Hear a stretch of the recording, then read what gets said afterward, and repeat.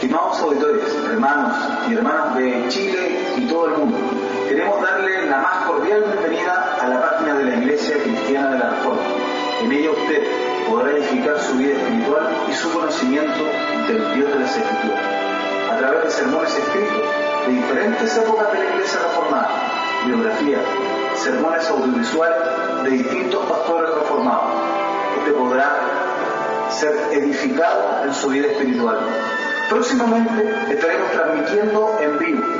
Somos una iglesia en crecimiento que confía en la sola autoridad de la Biblia como regla de fe y conducta a seguir e imitar. Guardamos en nuestra doctrina los principios de la fe reformada y citando a John Knox, como él lo solicitaba en muchos de sus sermones, que se acuerden de nuestra debilidad en vuestras oraciones. Quédense en compañía de la señal de radio y televisión de la ICR, Iglesia Cristiana de la Reforma. Estamos a sus pies en Cristo. Les saluda el hermano Mauricio Tal. Que el Señor les bendiga.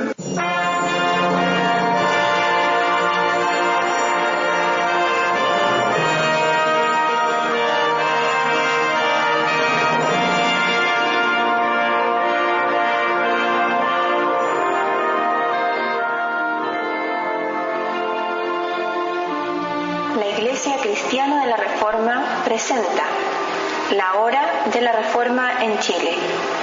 Solo por gracia, solo por Cristo, solo por fe, sola Escritura. Domingo 25 de mayo del 2014.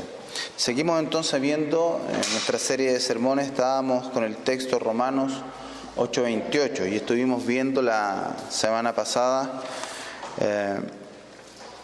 dos principios básicos sobre la consolación, ¿cierto? Que tenían que ver con el gozo, y vamos a hacer un pequeño repaso de lo que estuvimos viendo. Póngase de pie en esta mañana y busque por favor Romanos capítulo 8, verso 28. Romanos capítulo 8, verso 28. Y vamos a estar leyendo la palabra de Dios en el nombre del Padre, del Hijo y del Espíritu Santo. Romanos capítulo 8, verso 28. Y sabemos que a los que aman a Dios, ya la sola entrada, la introducción que hace Pablo al verso es tremenda. Y sabemos que a los que aman a Dios, todas las cosas les ayudan a bien. Esto es a los que conforme a su propósito son llamados. Amén. Padre, te damos gracias, Señor, en esta mañana, el que nos permita, Dios mío, congregarnos, Señor, en tu precioso nombre. Danos, Dios mío, en esta hora, Señor, la gracia bendita para poder exponer tu palabra, Señor. Úngeme, Señor, en esta hora por tu Espíritu, Señor, a este pecador, Dios mío, arrepentido, Señor, para poder llevar tu palabra, Dios mío, y exponerla, Señor, ante tu pueblo, Dios mío. Bendícenos por ella, exhórtanos, edifícanos, Señor, redargúyenos por ella, Señor, porque es ella, Señor, la que nos guía, Padre, como antorcha que alumbra en lugar oscuro, Padre. Dios mío, en ella, Señor, tenemos la palabra profética más segura. Gracias, Señor. Ayúdanos a estar atentos a ella, Señor, Dios mío, y edifícanos en el nombre de Jesús. Amén y amén. Gracias, Señor. Entonces, estuvimos viendo el domingo anterior dos principios básicos respecto de la consolación en el Nuevo Testamento, ¿no? La enseñanza respecto a la consolación es primeramente teológica. Ese fue el primer principio, cuando vimos y sabemos que a los que aman a Dios. Y pudimos ver y entender que la felicidad o el gozo real se basa en la relación verdadera que podemos tener con Dios, y la felicidad en el resultado de la justicia que Dios nos da mediante su Hijo Jesucristo. La felicidad del cristiano es por medio de la aceptación de estas verdades, ¿cierto? Y de estas realidades que nosotros vemos en las Escrituras, producto de un análisis lógico y razonado de los mismos hechos. Entendimos que en el contexto general Pablo está consolando por medio de estas palabras a la iglesia de los creyentes en Roma que están pasando persecuciones, dificultades, y que Pablo no es una persona intelectual solamente para poder consolar, sino que él mismo también ha debido vivir y atravesar por innumerable cantidad de situaciones de dolor y de angustia y de tribulación. Y de ello él ha extraído también, ¿cierto?, esa bendición de poder consolar no solamente con palabras aprendidas con el conocimiento, sino que con la experiencia o la vida. Como dijo Cristo, mis palabras son vida y son espíritu. Pudimos ver que esta realidad que nosotros enfrentamos de diferentes tribulaciones o dolor o angustia, las vamos a enfrentar constantemente porque a eso hemos sido llamados. Esto es el Evangelio. En realidad esto es el Evangelio. Y nuestra base o la base de nuestra felicidad va a venir por consecuencia de tener una comprensión lógica y razonada de la verdad. Es la verdad la que a nosotros nos va mostrando, ¿cierto? Y nos va haciendo discípulos y perseveramos en la verdad, como vimos en algunos pasajes. Y lleva por consecuencia en nosotros el fruto de gozo y de felicidad, porque conocemos la verdad. Vimos que la enseñanza respecto de la consolación era primeramente teológica, porque entendemos en el comienzo del verso y sabemos que a los que aman a Dios, entendemos por las Escrituras que nosotros no le amamos a Él primero, sino que Él nos amó primero, y porque Él nos amó, nosotros les amamos a Dios. Entonces Pablo está consolando de manera teológica a la iglesia. A veces parece que, y lo dijimos, que la exhortación teológica frente a una situación de dolor, de angustia, podría ser un poco frustrante, ¿cierto? Podría ser un poco no bien entendida de parte de aquel que está sufriendo tribulación, que le vengan con una enseñanza cuando lo que él necesita es que, como mal interpretamos muchas veces, la consolación sean de otro tipo, ¿cierto? Una consolación más romántica, por decirlo de alguna manera.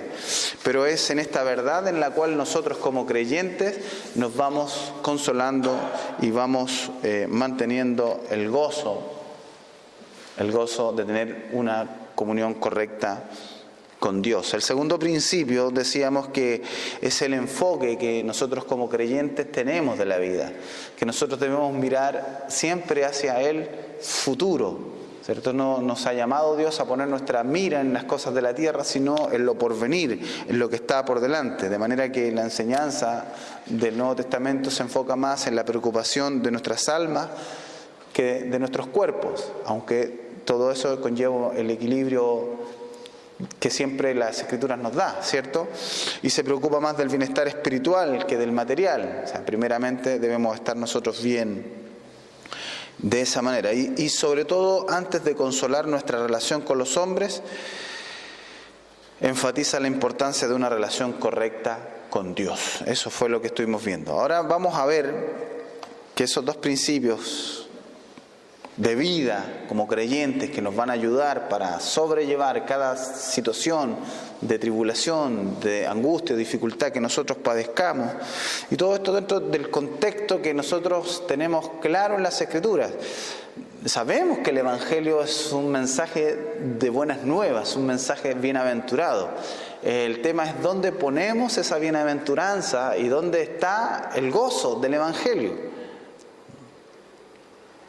Porque pudimos ver que al día de hoy muchas iglesias o predicadores exponen el Evangelio como un camino de gozo y de alegría permanente, de felicidad permanente y de exitismo, lo cual es contrario al relato de las Escrituras. Recordemos que la Biblia nos muestra claramente, me recuerdo un pasaje en el libro de los Hechos, cuando Pedro y Juan sanan en el nombre de Jesús al cojo, lo primero que experimentó el cojo fue la prisión. Fueron llevados presos por los fariseos.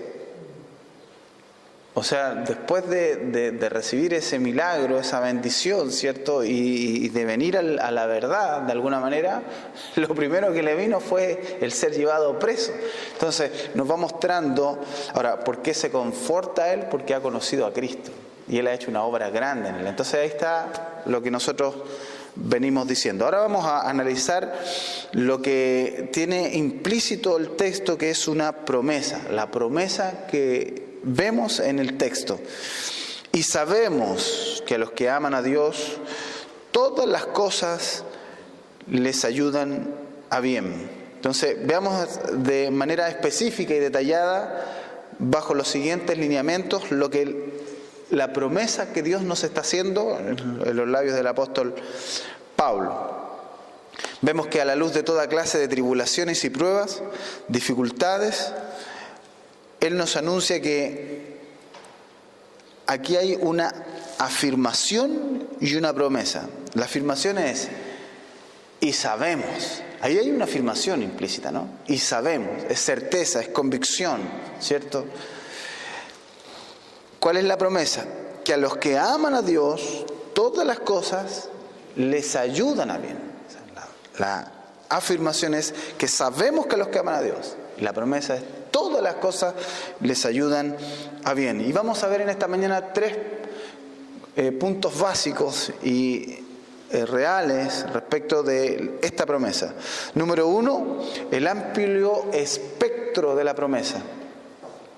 Todo lo que abarca. Número 2, la limitación de la promesa. ¿Ya? Pareciera contradictorio. Si es amplio, ¿cómo está limitado? Ya vamos a entender por qué digo eso. Y número 3, el mecanismo de la promesa. Cómo esta promesa camina. ¿Ya? Entonces, número 1, veamos el amplio espectro de la promesa. Todas las cosas nos ayudan a bien. Generalmente aceptamos que esta expresión tiene referencia a las pruebas, a las tribulaciones, a las angustias, a las dificultades, ¿ya? Y esta es una afirmación, como decíamos el domingo pasado, esta es una de las afirmaciones más notables de las Escrituras respecto del trato que Dios tiene con los hombres. Porque en otras palabras, ¿cierto? Lo que Pablo está comenzando a hacer, como decíamos el sermón del domingo pasado, es también una teodicea. Está presentando una defensa de por qué Dios está haciendo todas estas cosas. Porque pareciera inconcebible que si el Evangelio es un mensaje de buenas nuevas o bienaventurado, aquellos que han sido llamados por esta gracia, tengamos que venir a pasar persecuciones, tribulaciones, dificultades, enfermedades, angustias, ¿cierto? Como Pablo lo relataba bien en 2 Corintios capítulo 11, ¿cierto? En donde él mostraba todo lo que ha pasado a causa de su apostolado. De manera que esta es una de las afirmaciones más notables que se haya hecho del cristianismo. Esto es realmente el cristianismo, y sabemos que a los que aman a Dios, o sea, Él nos ha amado primero y nosotros le amamos a Él. Y miren lo que está diciendo, que por amarle a Él nosotros vamos a pasar y enfrentar estas situaciones. Pero todas estas cosas que vamos a enfrentar y a pasar y a vivir van a significar para nosotros un mayor beneficio, un mayor gozo, un mayor bien, una mayor bienaventuranza. Por cierto es que la más atrevida justificación de los tratos de Dios con el hombre, esto es como justificar lo que Dios está haciendo. Es como decíamos cuando aprendíamos respecto de la voluntad de Dios, el fin último siempre es la voluntad de Dios. De manera que las situaciones que podamos vivir momentáneamente, al final nosotros entenderemos por qué fueron. Y sin duda, en nosotros van a resultar en un bien mayor. Por eso que es una promesa. Ahora, lo interesante de que nace la promesa es que Él es fiel, que Él es inmutable, que Él no cambia. Por lo tanto, esa promesa va a permanecer firme en el tiempo, no importando las situaciones que la rodeen. Entonces, esto lo vamos a comprender mejor si lo vemos del lado negativo. ¿Cómo dice usted eso, hermano? Porque si lo vemos mirando las tribulaciones, las angustias, estamos viendo un lado que no es puramente positivo, ¿cierto? Es negativo. Veamos entonces cómo es que los cristianos, ¿cierto?, se nos promete en este pasaje que no vamos a tener una experiencia muy grata en el Evangelio, ¿ya? Vamos a ver que se nos promete una vida que no es del todo fácil. Vamos a ver que se nos promete una vida que no es del todo agradable. Y sabemos que a los que aman a Dios, todas las cosas les ayudan a bien. O sea, si las cosas les ayudan a bien, ahí no estamos hablando, o la Escritura no nos está mostrando solamente un camino de progreso, de prosperidad y de bienaventuranza, sino que más bien, si lo vemos en el enfoque dentro del contexto es que está exponiéndolo Pablo, él está diciendo que todas esas cosas que a nosotros nos parecen que como que Dios no estuviera con nosotros, están de acuerdo a un propósito bien ordenado y planificado que Dios preparó de antemano para tener un trato con nosotros y así conformarnos a la imagen de su Hijo. Veamos entonces cómo se nos presenta una vida que no va a ser fácil en este mundo. Nuestro Señor dijo, busque Juan capítulo 16, verso 33. El mismo Señor Jesucristo nos dijo, Juan capítulo 16, verso 33. O sea, si el Evangelio fuera otra cosa, Jesús lo hubiese expresado. Juan 16, 33. Él está diciendo allí, estas cosas os he hablado para que en mí tengáis paz. Interesante lo que dice Jesús, porque tiene relación con lo que estuvimos viendo, ¿cierto? Conocemos la verdad, le conocemos a Él. O sea, para que en mí tengáis paz, lleva implícita la verdad de que hemos conocido al Señor. Todo aquel que ha conocido al Hijo también conoce al Padre, ¿cierto? Y el Espíritu Santo que está en nosotros desde el momento en que hemos sido salvos por gracia, nos está dando testimonio constantemente y recordándonos todas las enseñanzas del Maestro. Por lo tanto, nuestra paz en Jesús está en su verdad, en lo que Él dijo en su obra, en Él, porque Él es verdad. Estas cosas os he hablado para que en mí tengáis paz. ¿Qué dice?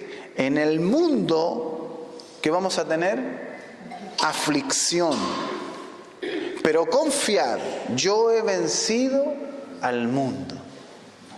Y nosotros somos seguidores de Él e imitadores de Cristo. Cristo lo hizo por nosotros. En el mundo vamos a tener persecuciones y aflicciones y tribulaciones, no solamente de lo externo, también de lo nuestro, ¿ya? Pablo, en cierta manera, en el comienzo del capítulo 8, él está exponiendo que el creyente que ha nacido de nuevo sin duda va a tener esa lucha permanente que se relaciona con su carne. El pecado que lo asedia constantemente. No obstante, como hemos nacido de nuevo, nos consolamos y nos confortamos y nuestra felicidad y nuestra victoria depende de esa obra espiritual que está en nosotros. Hemos nacido de nuevo y ya no militamos ni andamos conforme a la carne, sino conforme al Espíritu.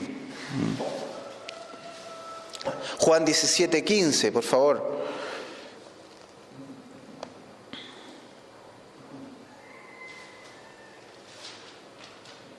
No ruego que los quites del mundo, sino que los guardes del mal.